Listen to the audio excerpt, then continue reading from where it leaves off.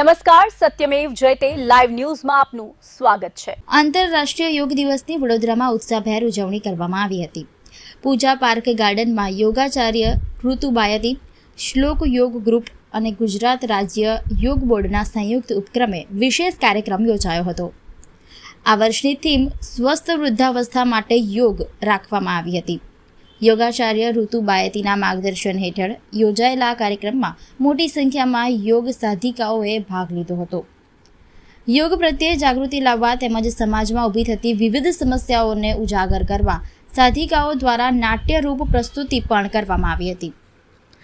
આ કાર્યક્રમમાં કોર્પોરેટર જાગૃતિબેન Patel, ward number 16ના પ્રમુખ નરેશભાઈ, ઉપપ્રમુખ ભરતભાઈ, પ્રભારી ચિરાગભાઈ, વડોદરા દંડક વિજયભાઈ અને મહામંત્રી પરેશભાઈ સહિતના મહાનુભાવો ઉપસ્થિત રહ્યા હતા। અતિથિઓએ યોગને દૈનિક જીવનનો અભિન્ન ભાગ બનાવવાની અપીલ કરી હતી અને સ્વસ્થ સમાજના નિર્માણમાં યોગની મહત્વપૂર્ણ ભૂમિકા હોવાનું જણાવ્યું હતું। કાર્યક્રમના અંતે આયોજકો દ્વારા તમામ મહેમાનો, યોગ સાધિકાઓ અને સહયોગીઓનો આભાર વ્યક્ત કરવામાં આવ્યો હતો।